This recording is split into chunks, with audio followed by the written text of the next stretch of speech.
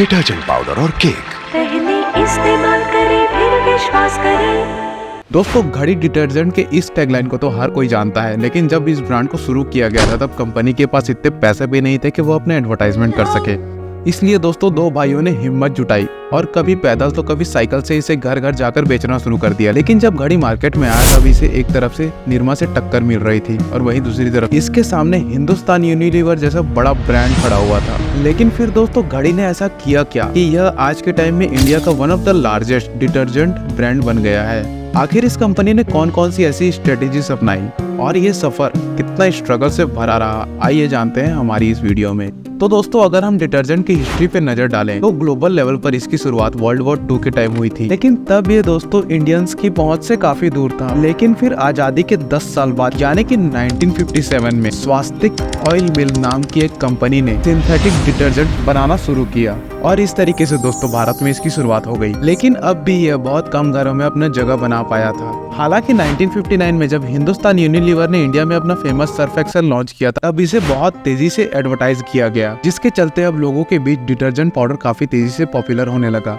लेकिन हाँ दोस्तों, इंडिया की ज्यादातर जनसंख्या अभी भी गरीब थी, इसलिए दोस्तों सर्फ एक्सेल सिर्फ एलाइट क्लास की फैमिली को ही टारगेट करता था, क्योंकि इसकी डिटर्जेंट इतने ज्यादा एक्सपेंसिव थे कि इसे मिडिल और lower middle class family afford नहीं कर पाती थी। और फिर क्या था दोस्तों, इसी प्रॉब्लम को समझते हुए गुजरात के करसन भाई पटेल ने निरमा डिटर्जेंट को लॉन्च किया था, जो कि कुछ ही डिकेड्स में इंडिया का सबसे ज्यादा बेचे जाने वाला डिटर्जेंट ब्रांड बन गया था। अब दोस्तों, निरमा की यह सक्सेस स्टोरी कानपुर के मुरलीधर और विमल कुमार ज्ञानचंदानी नाम के 2 भाइयों तक पहुंची और इस स्टोरी से वो काफी इंस्पायर हुए। उन्होंने सोचा कि क्यों ना अपने पिता के व्यापार को आगे बढ़ाया जाए, जो कि उस समय ग्लिसरीन के साबुन बनाने का काम किया करते थे। और इसी सोच के साथ ही 1987 में कानपुर के शास्त्री नगर में रहने वाले इन दोनों भाइयों ने फजलगंज फायर स्टेशन के पास डिटर्जेंट की एक छोटी सी फैक्ट्री खोली, जिसे नाम दिया गया था श्री महादेव सोप इंडस्ट्री। और फिर इसी फैक्ट्री में बनाया गया था सबसे पहला घड़ी डिटर्जेंट पाउडर। अब दोस्तों, फसलगंज की ये फैक्ट्री भले ही छोटी थी, पर दोस्तों इन भाइयों के अरमान काफी ज्यादा बड़े थे, इसलिए वह पूरे मेहनत और जुनून के साथ काम में जुट गए। हालांकि लंबे समय तक उनका व्यापार नहीं चला, क्योंकि उनके सामने निरमा और हिंदुस्तान यूनिलीवर जैसी बड़ी कंपनीज थी, जिन्हें पछाड़कर आगे निकल पाना बहुत ज्यादा मुश्किल था। हालांकि इस बात का अंदाजा उन्हें पहले से ही था, इसलिए दोस्तों इन्होंने कभी भी धैर्य नहीं खोया और दुकानदारों से लेकर गली मोहल्ले में लोगों को डिटर्जेंट खरीदने के लिए मनाते रहे। हालांकि जब काफी कोशिशों के बाद भी मुनाफा नहीं हो पा रहा था, तो वह समझ गए थे कि उन्हें कुछ ऐसा करना होगा जो बाकी कंपनीज नहीं कर पा रही है। उस दौर में जहाँ ज्यादातर वॉशिंग पाउडर पीले या फिर नीले रंग में होते थे, इन्होंने सफेद रंग का वॉशिंग पाउडर बनाया और बाजार में बेचने का फैसला किया। इसके अलावा ज्ञानचंदानी ब्रदर्स ने एक मजबूत और जुबान पर चढ़ जाने वाले टैगलाइन का भी आविष्कार किया, पहले इस्तेमाल करें फिर विश्वास करें। और दोस्तों, ये टैगलाइन लोगों को बहुत ज्यादा पसंद आई और उन्होंने सोचा कि जब कंपनी को अपने प्रोडक्ट पर इतना भरोसा है, तो फिर क्यों न इसे हम एक बार आजमा कर ही देख ले। फिर जब लोगों ने इसका इस्तेमाल किया तो इस डिटर्जेंट के भर भर के झाग और सफेद रंग के कारण लोगों ने इसे खूब पसंद किया। अब दोस्तों, लोगों का भरोसा इस प्रोडक्ट पर बढ़ने लगा था और धीरे धीरे दोस्तों कानपुर समेत आसपास के इलाकों में घड़ी का वॉशिंग पाउडर बहुत ज्यादा पॉपुलर होने लगा। कानपुर में मिली सफलता के बाद इसके फाउंडर ने सोचा कि क्यों ना इसे पूरे यूपी में डिस्ट्रीब्यूट किया जाए, क्योंकि ऑब्वियसली दोस्तों ये इंडिया का सबसे बड़ा स्टेट है। आपको ये भी बता दो दोस्तों, टोटल FMCG सेल का 17% कंट्रीब्यूशन सिर्फ यूपी से आता था। ऐसे में दोस्तों एक्सपेरिमेंट करने के लिए इससे अच्छा मार्केट कोई और भी नहीं था। लेकिन दोस्तों, अच्छी होने के साथ साथ ये एक टफ मार्केट भी था, क्योंकि यहाँ पर डिमांड हाई होने की वजह से कंपटीशन बहुत ज्यादा था। ऐसे में घड़ी ने इस प्रॉब्लम से निपटने के लिए एक स्टेप लिया, क्योंकि जहाँ बाकी कंपनीज अपने डिस्ट्रीब्यूटर्स को मात्र 6% का कमीशन दे रही थी, घड़ी ने इसे बढ़ाकर 9% का कमीशन देना शुरू कर दिया था। अब दोस्तों, ज्यादा कमीशन का असर यह हुआ कि डिस्ट्रीब्यूटर्स दूसरी कंपनी के बजाय घड़ी को ज्यादा प्रीफर कर रहे थे। और दोस्तों, यही वजह थी घड़ी की अवेलेबिलिटी और विजिबिलिटी मार्केट में बहुत ज्यादा बढ़ने लगी और यह गली मोहल्ले की हर छोटी सी बड़ी दुकान तक इजीली अवेलेबल रहता था, तो जिससे कंपनी की सेल्स बहुत तेजी से बढ़ रही थी। लेकिन दोस्तों, ज्यादा कमीशन देने का मतलब यह भी था कि घड़ी को अब बहुत ही कम प्रॉफिट के साथ काम करना पड़ रहा था। इनके सामने लॉस का भी खतरा मंडराने लगा था। और दोस्तों, इस तरीके की प्रॉब्लम से निपटने के लिए उन्होंने खर्च में कई तरीके की कटौती करनी शुरू कर दी, जैसे कि कंपनी ने ट्रांसपोर्टेशन कॉस्ट कॉस्ट को कम करने के लिए हर 300 किलोमीटर की दूरी पर एक छोटी सी यूनिट बना दी या फिर डिपो बना दिया, जिससे न सिर्फ ट्रांसपोर्टेशन का खर्चा कम हुआ बल्कि लोगों तक प्रोडक्ट पहले के मुकाबले और भी जल्दी पहुंचने लगे। इस तरीके से कुछ ही समय में यूपी के अंदर घड़ी डिटर्जेंट सबसे ज्यादा पसंद किया जाने लगा। और फिर दोस्तों इस कामयाबी ने कंपनी को आसपास के राज्यों में भी एंटर करने के लिए मोटिवेट किया, जिसके बाद इन्होंने बिहार, मध्य प्रदेश और ऐसे ही यूपी से सटे हुए कई स्टेट में घड़ी के पाउडर को बेचने का सिलसिला शुरू कर दिया। और आगे चल के धीरे धीरे दोस्तों इन्होंने दिल्ली और मुंबई जैसे बड़े शहरों में भी अपना पैर पसारना शुरू कर दिया था। और फिर क्या था दोस्तों, साल 2000 तक घड़ी ने 500 करोड़ तक का सेल गेन कर लिया था, जो कि कंपनी के लिए एक बहुत बड़ी कामयाबी थी।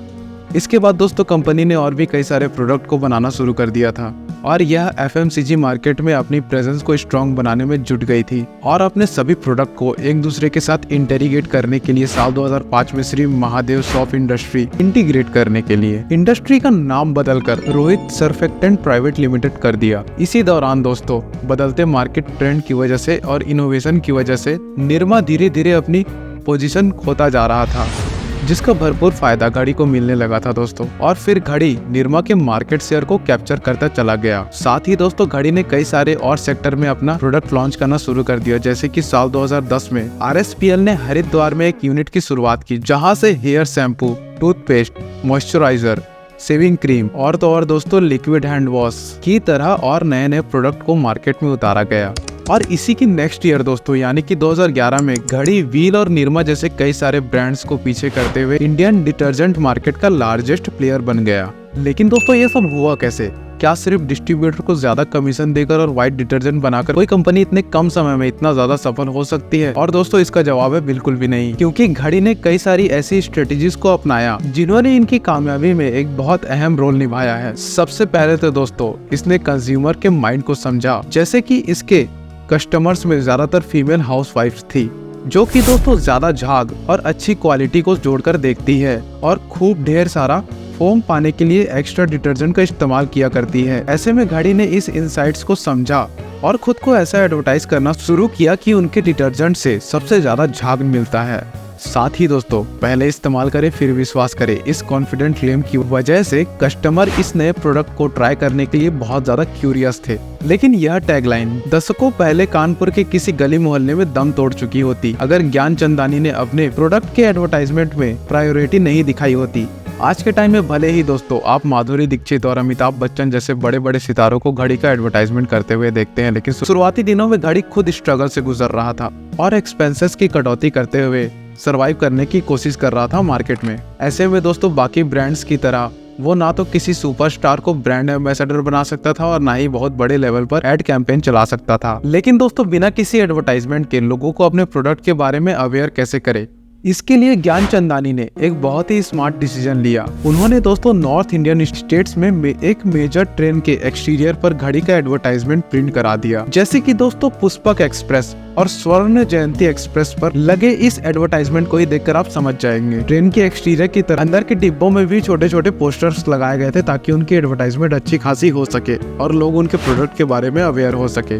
कंपनी का दोस्तों हमेशा से ही टारगेट था कि वो अपने एड स्पेंड्स बहुत ही कम रखे और अपनी सेल्स का सिर्फ 2% ही एडवर्टाइजमेंट पर खर्च करे। और तो और दोस्तों इस स्ट्रेटेजी पर बने रहने के लिए घड़ी ने अपनी एडवर्टाइजमेंट स्ट्रेटेजी को इन हाउस रखने का फैसला किया, जिससे उन्हें एडवर्टाइजमेंट एजेंसी या फिर मिडलमैन पर होने वाले एडिशनल खर्चों से छुटकारा मिल गया। इसके अलावा दोस्तों जब ज्ञानचंदानी अपने डिटर्जेंट ब्रांड की शुरुआत करना चाहते थे तो फिर उस दौरान दोस्तों उन्होंने देखा कि सर्फ एक प्रीमियम और हाई प्राइस प्रोडक्ट था, जो कि दोस्तों मैक्सिमम लोगों की जेब पर भारी पड़ा करता था। और वहीं दूसरी तरफ दोस्तों निरमा उन लोगों के लिए एक चीपर ऑल्टरनेटिव था जो कि डिटर्जेंट तो यूज करना चाहते थे लेकिन उसके लिए ज्यादा पैसे देने को तैयार नहीं थे। अब क्योंकि सस्ता होने की वजह से काफी लोगों को लगा था कि निरमा एक चीप क्वालिटी प्रोडक्ट है।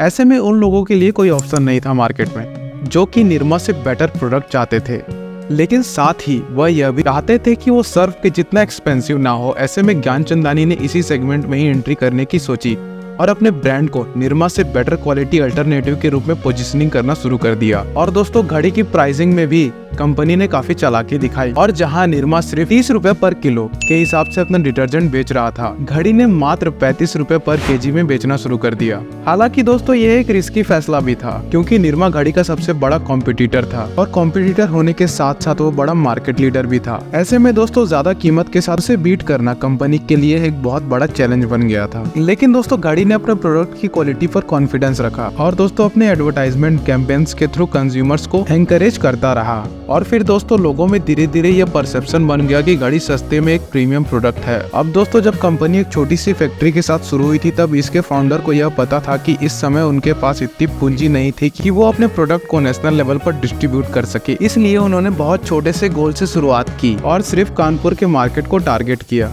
और अब जब कानपुर में ब्रांड सफल हो गया तो अपने होम स्टेट यानी कि उत्तर प्रदेश पर फोकस किया। और फिर यहाँ पर मिली सफलता के बाद कंपनी के पास इतने पैसे तो आ गए थे कि वो अगर चाहे तो फिर एग्रेसिव होकर दूर दराज के इलाकों में अपना प्रोडक्ट सेल कर सके। लेकिन दोस्तों उन्होंने अपने पड़ोसी राज्यों जैसे कि एमपी, बिहार, पंजाब और हरियाणा को चुना ताकि उन्हें समझ आ सके कि यूपी के अलावा बाकी के कंज्यूमर की डिमांड क्या है, वहाँ किस तरीके की एड कैंपेन काम करेंगे उनके लिए, और दोस्तों कैसे अपने प्रोडक्ट को रीजन के साथ वहाँ जोड़ा जा सकता है। इसके लिए कई सारे घड़ी ने मैजिक शो भी करवाए, मेले में अपने स्टॉल लगवाए, एग्जीबिशन में प्रोडक्ट को शोकेस किया और इसी तरीके से कई सारे स्ट्रेटेजीज पर काम करना शुरू कर दिया, जिसके चलते दोस्तों टियर 2 और टियर 3 के लोग भी इसके साथ जुड़ने लगे। और फिर क्या था दोस्तों, देखते ही देखते ये पूरे देश का पसंदीदा ब्रांड बन गया। और दोस्तों यही वजह है कि आज देश में बिकने वाले हर 4 डिटर्जेंट ब्रांड में से एक घड़ी जरूर होता है। कंपनी का संचालन आज के टाइम में भी पूरी तरीके से परिवार के हाथों में है। मुरली और विमल ज्ञानचंदानी डेली ऑपरेशंस को हैंडल करते हैं, तो वही दोस्तों ब्रांड की मार्केटिंग विमल के बेटे संभालते हैं और मुरली के बेटे भी कंपनी का एक खास हिस्सा हैं। आपको बता दो दोस्तों कि इनका व्यापार डिटर्जेंट के अलावा डेयरी सेक्टर में भी बहुत मजबूती से फैला हुआ है। आप में से बहुत सारे लोग होंगे जिन्होंने इनकी डेयरी ब्रांड नमस्ते इंडिया के बारे में तो सुना ही होगा। इसके अलावा दोस्तों 1995 में कंपनी ने मैन्युफैक्चरिंग बिजनेस में भी अपना कदम रखा था और लियान ग्लोबल प्राइवेट लिमिटेड की स्थापना की थी। और दोस्तों ये वही लियान ग्लोबल हैं जिसके रेड चीफ बूट्स को आप बहुत शौक से पहनना पसंद करते हैं। अब अगर दोस्तों इस समय की परफॉर्मेंस को हम देखें तो घड़ी डिटर्जेंट अपने सेगमेंट में बहुत अच्छा काम कर रहा है, लेकिन इससे भी इनकार नहीं किया जा सकता कि इस सेगमेंट में कंपटीशन बहुत ज्यादा टफ है।